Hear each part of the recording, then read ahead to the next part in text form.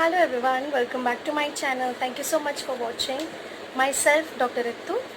आज हम BHMS course की डिटेल्स के बारे में पढ़ेंगे। मतलब कि जब अगर हमें होम्योपैथी परस्यू करना हो as a career after 12th तो हमें कौन सा कोर्स जो है वो चुनना है और किस तरह से हमें ये सारी जो डिटेल्स है अवेलेबल हो पाएंगी।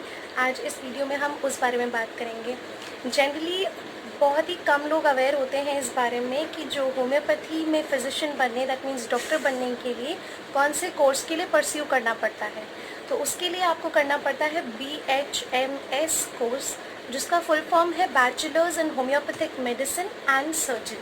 तो BHMS ये कोर्स है जो 12th के बाद परस्यू किया जाता है। बिल्कुल एक प्रोफेशनल मेडिकल, किसी भी प्रोफेशनल मेडिकल कोर्स की तरह BHMS भी एक प्रोफेशनल मेडिकल कोर्स है, जिसका जो ड्यूरेशन है वो साढ़े पाँच साल का है। 5.5 साल तक ये पूरी पढ़ाई करने के बाद डिग्री मिल जाती है टू प्रैक्टिस, और डिग्री मिल जाती है आपको इस चीज़ की that you are now registered homeopathic doctor, और फिर प्रैक्टिस की जा सकती है। तो चलिए इस वीडियो में हम लोग बात करेंगे कि BHMS कोर्स जो है उसको कैसे परस्यू किया जा सकता है, इस कोर्स में क्या क्या है, कौन कौन से सब्जेक्ट्स होते हैं, किस तरह से पढ़ाई होती है। तो मैं इस बारे में आपको ज़्यादा जो है डिटेल्स दिल्ली के बेसिस पर दे पाऊँगी, बिकॉज़ मैंने जो है न्यू दिल्ली से अपना BHMS किया। तो न्यू दिल्ली का मुझे नॉलेज है कि न्यू दिल्ली में कौन सा कॉलेज है जो BHMS कोर्सेज कराते हैं। बाकी जो स्टेट्स हैं उन सभी की जो है सारी नॉलेज A to Z आपको आजकल हर चीज़ ऑनलाइन मिल जाती है। तो जिस भी स्टेट के आप रहने वाले हैं, आप उस स्टेट के लिए लिखकर BHMS कोर्स के बारे में जब सर्च करेंगे तो आपको सारी डिटेल्स मिल जाएंगी। जो बेसिक डिटेल्स होंगी वो मैं कोशिश करूँगी इसी वीडियो में आपको दे दूँ। ये बहुत ही ज़्यादा रिक्वेस्टेड वीडियो थी कि BHMS कोर्स की डिटेल बताइए, कैसे कर सकते हैं। ये नॉर्मली भी कई बार जब पेशेंट्स हमारे पास आते हैं तो वो अपने बच्चों के लिए एज अ करियर कई बार ये जो है चुनना चाहते हैं कि हमारे बच्चे भी यही करें, तो वो कई बार इस चीज़ की डिटेल्स लेते हैं कि मैम कैसे किया जा सकता है, आप होम्योपैथिक फिजिशियन कैसे बने। तो आज आप सभी के लिए भी मैं ये वीडियो लेकर आई हूँ ताकि आप सभी को पता चले कि होम्योपैथिक फिजिशियन कैसे बना जा सकता है। 11th एंड 12th अपनी स्कूलिंग करने के बाद, बोर्ड के एग्ज़ाम्स 12th में देने के बाद आपके पास सब्जेक्ट होना चाहिए physics, chemistry, bio. That is compulsory. Physics, chemistry, bio ये 3 सब्जेक्ट्स होने चाहिए एक होम्योपैथिक फिजिशियन बनने के लिए। दैट मीन्स BHMS आगे परस्यू करने के लिए फिज़िक्स, केमिस्ट्री, बायोलॉजी ये तीनों सब्जेक्ट्स 12th के बोर्ड्स में एग्ज़ाम दिए होने चाहिए, स्टूडेंट ने पढ़ा होना चाहिए। तो 12th में जब PCB पढ़ेंगे फिज़िक्स, केमिस्ट्री, बायो, तो बहुत ही इजीली इसमें आप जो है एडमिशन के लिए अप्लाई कर सकते हैं। दूसरी एक बहुत इम्पॉर्टेंट जो मैंडेटरी जो चीज़ है वो ये है कि 8th क्लास तक हिंदी एज अ सब्जेक्ट पढ़ना बहुत ज़रूरी है, बिकॉज जब BHMS के कोर्स के लिए अप्लाई करते हैं तो 8th स्टैंडर्ड तक हिंदी एज अ सब्जेक्ट उन्होंने पढ़ा है, इस चीज़ का सर्टिफिकेशन डॉक्यूमेंट्स में लगता है। तो ये 2 चीज़ बहुत मैंडेटरी है। तीसरी चीज़, पहले तो जो है BHMS कोर्स जो है मेरिट लिस्ट के बेसिस पर सिलेक्शन हुआ करता था। दैट मीन्स जो भी कॉलेज में एडमिशन चाहिए उस कॉलेज की प्रोस्पेक्टस लाकर फॉर्म फिल करके उस कॉलेज में जाके जो है वो जमा कराया जाता था। फिर जो लिस्ट निकलती थी उसमें आपका नाम है नहीं है वो चेकआउट करना पड़ता था। तो मेरिट लिस्ट के बेसिस पे, मार्क्स के बेसिस पे बेसिकली जो है इस तरह से जो सिलेक्शन हुआ करता था BHMS के एडमिशन के लिए, अंडर ग्रेजुएट जो है कोर्स उसके लिए।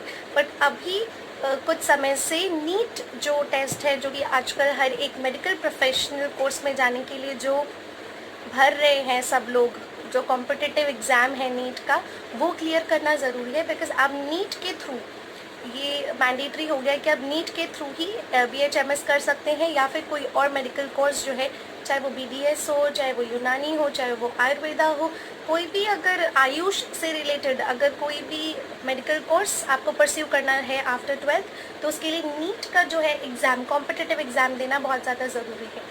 नीट का कॉम्पिटिटिव एग्ज़ाम 12th के बाद आप फिल कर सकते हैं, उसकी सारी डिटेल्स ऑनलाइन मिल जाती हैं। जैसे कि अगर मैं न्यू दिल्ली की बात करूँ तो न्यू दिल्ली में गवर्नमेंट कॉलेज है NHMC, Nehru homeopathic medical college and hospital. ये एक ही गवर्नमेंट कॉलेज है जो BHMS कोर्स न्यू दिल्ली में कराता है। बाकी आपको मिल जाएंगे BHMS कोर्सेज कराते हैं जो अलाइड है, जो प्राइवेट कॉलेजेस हैं, लेकिन गवर्नमेंट कॉलेज और एशिया का टॉप मोस्ट कॉलेजेस में वन ऑफ द कॉलेज है नेहरू होम्योपैथिक मेडिकल कॉलेज। उसमें भी एडमिशन अगर चाहिए तो नीट के थ्रू ही होगा। पहले जो है इस कॉलेज में जाकर डायरेक्टली जो है प्रॉस्पेक्टस या फॉर्म फिल करके डायरेक्टली एडमिशन्स हो जाते थे। अगर आपके मार्क्स बहुत अच्छे हैं 12th के बोर्ड में, 10th के बोर्ड में, स्पेशली 12th के बोर्ड में अगर एग्ज़ाम्स रिज़ल्ट बहुत अच्छा है, मार्क्स बहुत अच्छे आए हैं तो बहुत ही अच्छे से आपको एडमिशन मिल जाएगा। 3 मेरिट लिस्ट निकलते थे तो उसमें से किसी में भी नाम आ जाएगा अगर स्कोर बहुत अच्छा किया है तो। ना अब सब कुछ जो है नीट के कॉम्पिटिटिव एग्ज़ाम के स्कोर्स पे डिपेंड करता है किस तरह से मार्क्स आते हैं और BHMS की अंडर ग्रेजुएट जो कोर्स है उसमें आपको एडमिशन मिलता है कि नहीं मिलता। अगर मैं इनके एडमिशन्स की बात करूँ तो नीट जो है उसकी सारी डिटेल्स या जो भी कॉलेज आप परस्यू करना चाहते हैं उनकी ऑफिशियल साइट होती है, वेबसाइट होती है, उस पर जाकर सर्च करेंगे तो सारी डिटेल्स मिल जाएंगी। फॉर एन एग्जांपल अगर NHMC की डिटेल्स चाहिए, नेहरू होम्योपैथिक मेडिकल कॉलेज की, उनकी ऑफिशियल वेबसाइट है जो कि मैं डिस्क्रिप्शन बॉक्स में डाल दूँगी। आप उस साइट पर जाके सारी डिटेल्स चेकआउट कर सकते हैं कि कब एडमिशन्स निकल रहे हैं, नीट के एग्ज़ाम्स के लिए क्या किस तरह से आपको फॉर्म फिल करना है। And the most important thing, counselling कभी नहीं भूलें। अगर आप जो है एग्ज़ाम दिया है, बच्चे ने रिज़ल्ट आ गया, काउंसलिंग का time is the most crucial time, जिसको हमेशा बहुत ध्यान रखें कि काउंसलिंग कब हो रही है, कैसे हो रही है, क्योंकि जनरली आजकल ऑनलाइन काउंसलिंग होने लगी है। तो ऑनलाइन काउंसलिंग हो रही है या ऑफलाइन काउंसलिंग हो रही है, ये सारी डिटेल्स जो है बहुत अच्छे से चेकआउट करते रहे। अगर आप जो है BHMS कोर्स के लिए या आप अपने बच्चों के लिए सोच रहे हैं कि उन्हें BHMS कोर्स के लिए आप तैयार करना चाहते हैं तो दैट्स वेरी इंपॉर्टेंट। अब रही बात नीट की तैयारी के लिए, नीट की तैयारी के लिए डेफिनेटली कोई बहुत ही ऐसा कुछ अलग नहीं है जो आपको पढ़ना है, it's all from the syllabus. NEET के लिए आजकल बहुत सारी बुक्स अवेलेबल हैं। सबसे ज़्यादा इम्पॉर्टेंट है कि आपको कोर्स रिलेटेड सब कुछ बहुत अच्छे से आना चाहिए। अगर आपने अपनी कोर्स बुक्स भी बहुत थरो की है, बहुत अच्छे से पढ़ा है, 10th 12th का बहुत अच्छे से पढ़ा है, 11th का बहुत अच्छे से पढ़ा है, तो you need not to worry कि कैसा मार्क्स आएंगे और क्या, बस हर चीज़ बहुत थरो होनी चाहिए। देन वेरी इंपॉर्टेंट, ये जो कोर्स है ये 5.5 साल का कोर्स होता है। Admission once you get the admission in the college, 5.5 साल का ये एडमिशन जो है अंडर ग्रेजुएट कोर्स है, BHMS जो कोर्स है, इसमें 4 ईयर्स का तो आपका जो है एजुकेशन है, दैट मीन्स पढ़ाई है, 1 ईयर की ट्रेनिंग है, एट द एंड आपको 1 ईयर की ट्रेनिंग करने मिलती है। अगर जो आपका कॉलेज है इट्स सेल्फ अ हॉस्पिटल तो आपको वहीं 1 ईयर की ट्रेनिंग करने मिल जाएगी।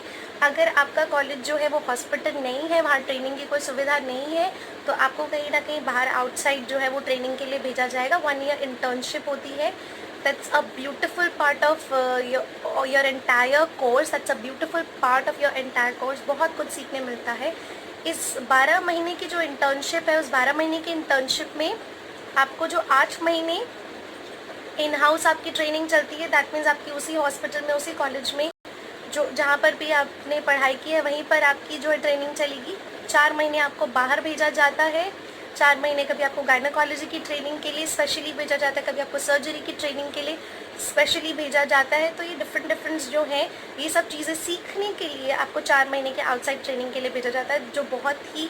देन डिस्पेंसरीज़ में, OPDs में भेजा जाता है, डिस्पेंसरीज़ में भेजा जाता है जो भी गवर्नमेंट की, अगर आप गवर्नमेंट कॉलेज से कर रहे हैं तो गवर्नमेंट की जितनी भी OPDs हैं तो वहाँ पर आपको भेजा जाता है। आप मेडिकल ऑफिसर एंड CDMOs के अंदर बहुत कुछ सीखते हैं, तो ये बहुत ही अच्छा पार्ट है सीखने के लिए। 1 ईयर की इंटर्नशिप होती है। अगर हम बात करें ये जो पूरा ड्यूरेशन है, इसमें सब्जेक्ट्स क्या क्या पढ़ते हैं, तो मैं आपको ये भी बताऊंगी कि BHMS में सब्जेक्ट्स क्या क्या कंसिडर किए जाते हैं जो बहुत इंपॉर्टेंट है। इससे पहले मैं एक चीज़ बता दूं कि अगर न्यू दिल्ली में या NHMC की बात करूं तो NHMC में 85% जो है वो दिल्ली के जो स्टूडेंट्स हैं जिन्होंने दिल्ली से पास आउट किया है, दिल्ली NCR, वहाँ के बच्चों को मिलता है एडमिशन। 15% जो सीट्स हैं वो ऑल ओवर इंडिया के लिए हैं। अगर अभी कुछ चेंजेस आए हो तो आई डोंट नो, बट जितना मुझे पता है रिसेंटली भी यही पैरामीटर्स हैं, यही स्टैट्स हैं कि 85% न्यू दिल्ली के जो स्टूडेंट्स हैं उनको एडमिशन मिलता है एंड 15% जो है सीट्स आउटसाइडर के लिए है। तो आउटसाइडर भी अगर इस अच्छा स्कोर लेकर आता है, एनएचएमसी कॉलेज में एडमिशन चाहते हैं तो दैट्स अ वंडरफुल थॉट। ज़रूर कोशिश कर सकते हैं, ज़रूर ट्राई कर सकते हैं, because it's a wonderful college. And सबसे बड़ी बात है कि उसकी जो रिकग्निशन है, उसकी जो एक्नॉलेजमेंट है, वहाँ से पढ़ने के बाद जो आपके अंदर जो पॉलिशिंग होती है, आपको जो समझ आता है, एंड स्पेशली वो जो नाम है, कॉलेज का नाम इटसेल्फ ही इतना बड़ा है कि आपकी जो है कहीं ना कहीं आपका कॉन्फिडेंस बहुत बूस्ट करता है और आपकी जो छवि है दूसरों के आगे बहुत ही अच्छी बनती है, सिर्फ कॉलेज की आइडेंटिटी से, क्योंकि कॉलेज की आइडेंटिटी बहुत ही अच्छी है। नाउ मैं बात करूँगी कि जो भी स्टूडेंट्स हैं वो उनको इंग्लिश मीडियम ही पढ़ना पड़ेगा, दैट्स वेरी इंपॉर्टेंट। सारी ही पढ़ाई इंग्लिश मीडियम है। अगर आपने हिंदी मीडियम भी पढ़ाई की है तो बीएचएमएस कोर्स इंग्लिश मीडियम ही होगा, हिंदी मीडियम कुछ नहीं है। तो आपको इंग्लिश पर कमांड होनी बहुत बहुत ज़्यादा ज़रूरी है। एंड वन मोर थिंग कि हर एक जो है क्वेश्चन पेपर्स एग्ज़ाम से कहूँ या वाइवा वॉइस से, हर चीज़ जो है वो इंग्लिश में ही होती है। टीचर्स भी जो है वो इंग्लिश में ही पढ़ाते हैं। आप समझ सकते हैं उनसे, हिंदी में भी समझ सकते हैं, उनकी हेल्प आप अलग से ले सकते हैं, लेकिन जितना हो सके आपकी इंग्लिश पे कमांड होनी बहुत अच्छी है।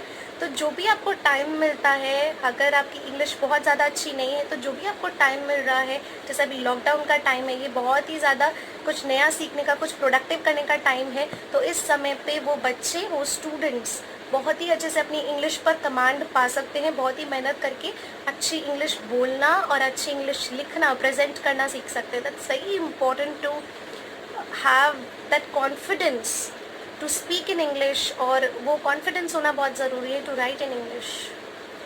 अब हम बात करते हैं सब्जेक्ट्स के बारे में। तो जनरली जब भी बीएचएमएस की बात की जाती है, I don't know why, but MBBS course से हमेशा कंपेयर किया जाता है।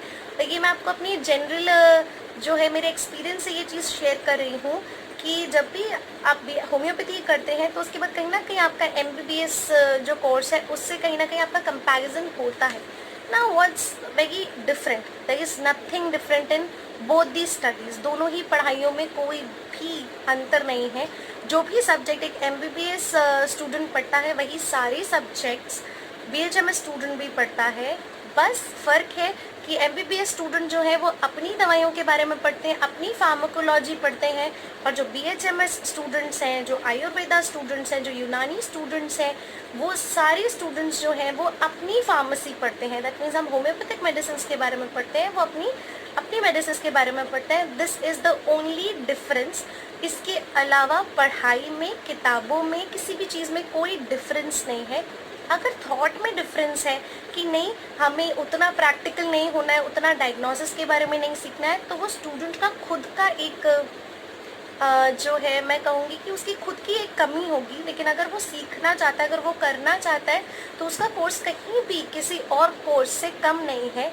तो इट्स वेरी इंपॉर्टेंट जब हम सारी बुक्स सेम पढ़ते हैं, सिर्फ हमारी फार्माकोलॉजी जो है डिफरेंट होती है, इसके अलावा कोई सब्जेक्ट डिफरेंट नहीं है, कोई बुक डिफरेंट नहीं है। इवन हम एडिशनल सब्जेक्ट्स पढ़ते हैं होम्योपैथी से रिलेटेड, जैसे मटीरिया मेडिका, जैसे ऑर्गेनॉन ऑफ मेडिसिन, इस तरह के हम एडिशनल सब्जेक्ट्स भी पढ़ते हैं। तो ये बहुत ही ज़्यादा इम्पॉर्टेंट है कि कहीं भी बीएचएमएस कोर्स को कम नहीं समझे। अपनी नज़र में खुद, दूसरों की नज़र तो you can not change other people's perspective, but अपनी ही नज़र में कहीं भी कम नहीं समझना है। बिकॉज जितना डायग्नोसिस का नॉलेज उनको होना चाहिए उतना ही एक बीएचएमएस स्टूडेंट को होना चाहिए। जितनी अच्छी उनकी फिजियोलॉजी होनी चाहिए, बायोकेमिस्ट्री होनी चाहिए, जितनी अच्छी उनकी एक डायग्नोस करने की जो कैपेसिटी है, जो टैलेंट है, उतना जितना उन स्टूडेंट्स में अच्छा होना चाहिए उतना ही एक होम्योपैथिक स्टूडेंट में भी अच्छा होना चाहिए। बिकॉज ये मॉडर्न टाइम है, और मॉडर्न टाइम में हर एक फिजिशियन को हम चाहे सिम्टम्स के बेसिस पर, सिम्टोमेटोलॉजी के बेसिस पर we prescribe medicine, but it's very very essential for us to know the diagnosis so that we can plan our treatment according to that. If we can plan our treatment accordingly, if we are matching the pace of modern science and modern technologies, modern medical science, then we are more compatible enough to create a good future for ourselves. So अब हम बात करते हैं subjects के बारे में.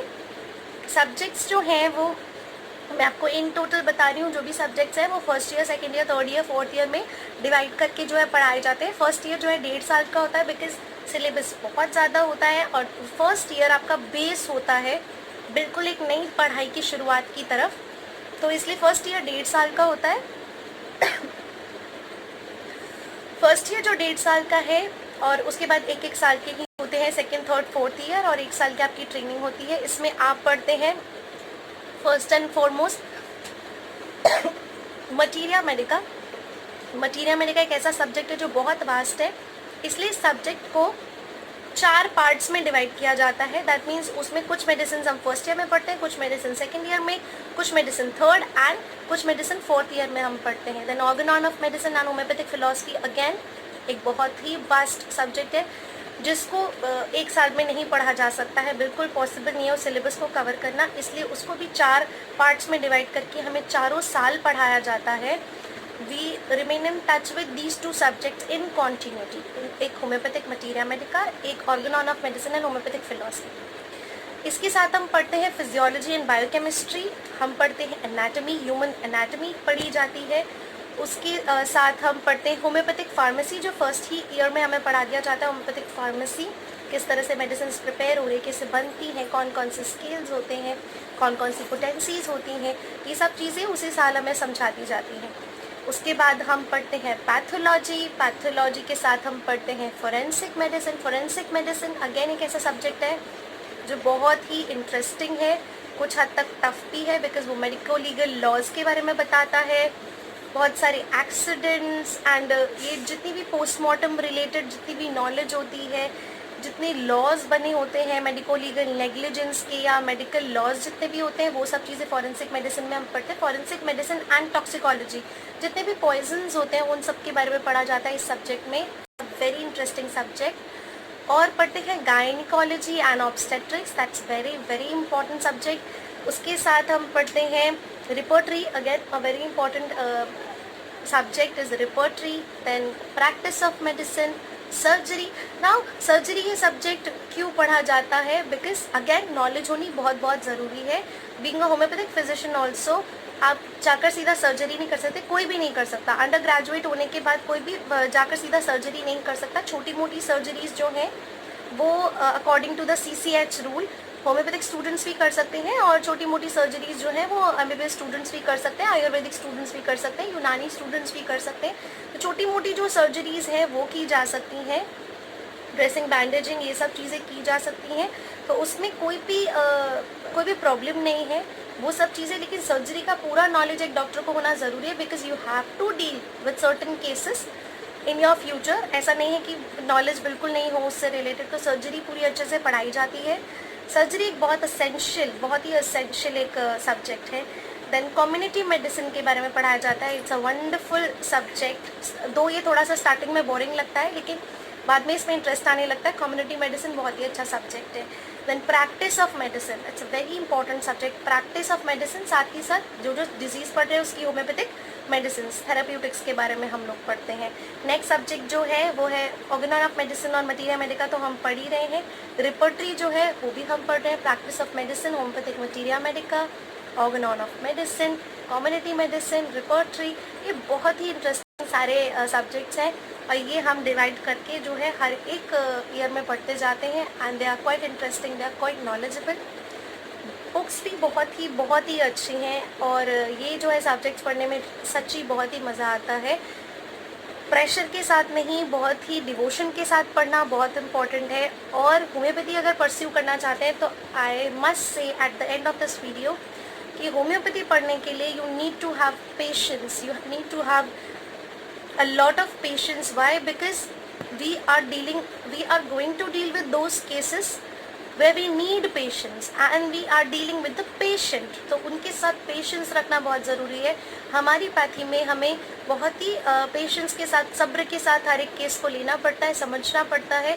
We are not on the direct approach कि इसके लिए ये मेडिसिन, इसके लिए ये medicine, we are not prescribing like that. तो इसलिए जितना आपके पास पेशेंस है, जितना आप अच्छे से किसी भी सब्जेक्ट को थरो पढ़ रहे हैं, तो ही आई थिंक होम्योपैथी परस्यू करना चाहिए। And very important, if you are thinking of just earning a lot in the starting, in the very beginning, so I must say कि फिर इसको परस्यू ना करें। अगर आपको ये एक तरह का ये ग्रीड है कि आप ये डॉक्टर बन जाएंगे तो आपको बहुत ही ज़्यादा अर्न करना है। If you are having certain greed तो don't pursue any medical course, I must say any medical course, because it is not about the greed of a student, it's all about the cure and treatment and humanity.